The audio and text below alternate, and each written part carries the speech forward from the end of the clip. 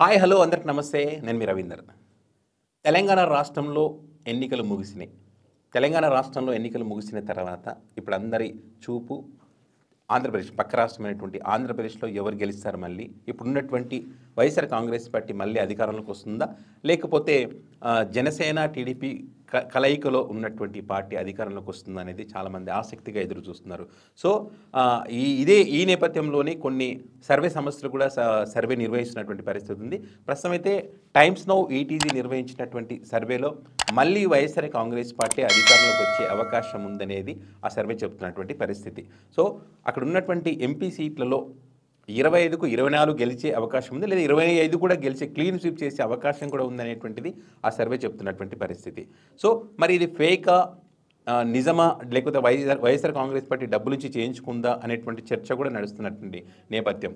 అయితే కొంతమంది రాజకీయ విశ్లేషకులు ఏం చెప్తున్నారంటే ఇది కేవలం ఒక ఆంధ్రప్రదేశ్కి సంబంధించి చేస్తున్నటువంటి సర్వే అయితే కాదు, ఇది ఓవరాల్గా భారతదేశం మొత్తం కూడా మరి పబ్లిక్ ఒపీనియన్ తీసుకునేటువంటి ప్రయత్నం చేసి అందులో ఒక ఏపీ కూడా ఒకటి అదే కాకుండా తెలంగాణలో జరిగేటువంటి పార్లమెంటు స్థానాలకు సంబంధించి కూడా వాళ్ళు సర్వే నిర్వహించడం జరిగింది. అందులో భాగంగానే వాళ్ళు దీనికి సంబంధించి మరి ఆ సర్వే ఫలితాలు బయట పెట్టినటువంటి పరిస్థితి ఉందని చెప్తున్నారు. సో మరి దీన్ని నమ్మొచ్చా, ఇది నిజమా అబద్ధమా అంటే గతంలో ఏదైతే టైమ్స్ నౌ ఈటీజీ చేసినటువంటి సర్వే ఫలితాలు ఒకసారి బేరీజ్ వేసుకున్నటువంటి పరిస్థితి ఉంది. మరి తెలంగాణ రాష్ట్రంలో జరిగినటువంటి ఎన్నికలకు సంబంధించి కూడా టైమ్స్ నౌ చెప్పింది దగ్గరగా మరి 80%, 85% దగ్గరగా ఫలితాలు వచ్చినటువంటి పరిస్థితి.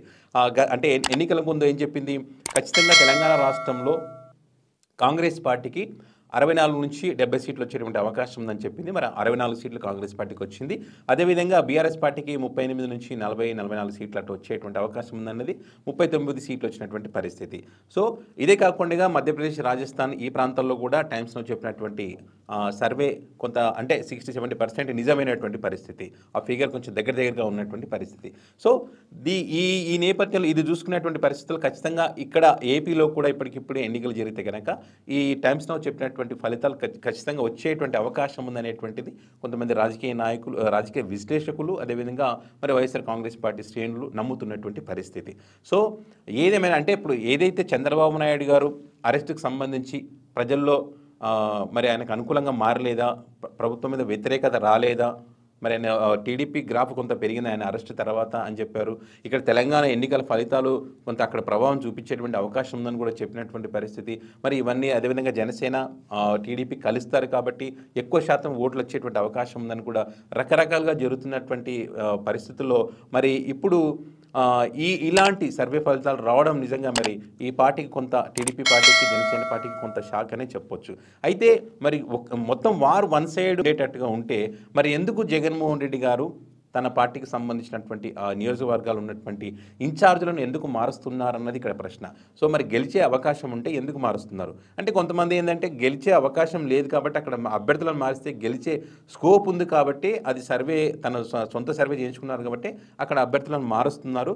సో ఈ సర్వే కూడా ఈ మార్చడం వల్ల ఖచ్చితంగా ఏదైతే క్లీన్ స్వీప్ చేసే దిశగా మరి అడుగులైతే ఈయన కూడా వేస్తున్నారని చెప్తున్నటువంటి పరిస్థితి ఉంది. ఎందుకంటే చాలా సందర్భాల్లో జగన్మోహన్ రెడ్డి గారు వైనాట్ 175 ఏదైతే చెప్తున్నారో దానికి దగ్గరగా వెళ్ళేటువంటి అవకాశం ఉంది అనేటువంటిది ఈ సర్వే కూడా చెప్తున్నటువంటి పరిస్థితి. మరి ఇక్కడ ప్రభుత్వం పైన వ్యతిరేకత ఉంది కాబట్టి ఆ వ్యతిరేకతను మరి టీడీపీ పార్టీ తనకు అనుకూలంగా ఎందుకు మార్చుకోలేకపోతుంది అనేటువంటిది కూడా ఇక్కడ ప్రధానంగా జరుగుతున్నటువంటి చర్చ. అది మరి టీడీపీ పార్టీ, జనసేన పార్టీ ఈ ఇద్దరి మధ్య సీట్లకు సంబంధించినటువంటి ఒక క్లారిటీ రాకపోవడము, అదేవిధంగా జనసేన పార్టీ బీజేపీతో పొత్తులో ఉంది కాబట్టి మరి ఆ ముగ్గురు కలిసి పొత్తు పెట్టుకొని ఎన్నికలకు వెళ్తారా, లేకపోతే జనసేన అండ్ టీడీపీ మాత్రమే కలిసి వెళ్తారా, లేకపోతే టీడీపీ బీజేపీ కలిసి వెళ్తారా అనేది ఒక క్లారిటీ లేదు. ఏదైతే జనసేన పార్టీకి సంబంధించి గతంలో తెలంగాణలో జరిగినటువంటి ఫలితాలను కూడా టీడీపీ పార్టీ అన్ని పరిశీలిస్తున్నటువంటి క్రమంలో మరి జనసేన పార్టీని పక్కకు పెడుతుంది అనేటువంటి ఒక చర్చ కూడా జరుగుతున్నటువంటి పరిస్థితిలో కొంత అయోమయమైనటువంటి పరిస్థితులు ఉన్నాయి. కాబట్టి మరి క్లారిటీ లేకపోవడంతో ప్రజలు కూడా మరి ఆల్రెడీ టీడీపీ పార్టీని చూసి ఉన్నారు కాబట్టి ఆ వ్యతిరేకత ఏదైతే వ్యతిరేక ఓటు ఏదైతే ఉందో ఆ ఓటు టీడీపీ పార్టీకి వేసే పరిస్థితుల్లో లేరు. అలాగని చెప్పి జనసేన పార్టీకి వేసే పరిస్థితుల్లో లేరు. ఎందుకంటే జనసేన పార్టీ కూడా టీడీపీతో పొత్తున్నటువంటి క్రమంలో. సో వీరికన్నా ఇప్పుడైతే ఎవరైతే జగన్మోహన్ రెడ్డి గారు నా వల్ల మీకు సంక్షేమ పథకాలు అంది ఉంటే కనుక నాకు ఓటు వేయండి, లేకపోతే వద్దని చెప్తున్నటువంటి జగన్మోహన్ రెడ్డి గారే బెటర్ కదా అనేటువంటి ఆలోచనలో ఉన్నట్టుగా మరి ప్రస్తుతం ఈ సర్వే ఫలితాలు అనుకోండి, అదేవిధంగా రాజకీయ పొలిటికల్ సర్కిల్లో జరుగుతున్నటువంటి చర్చ ఇది.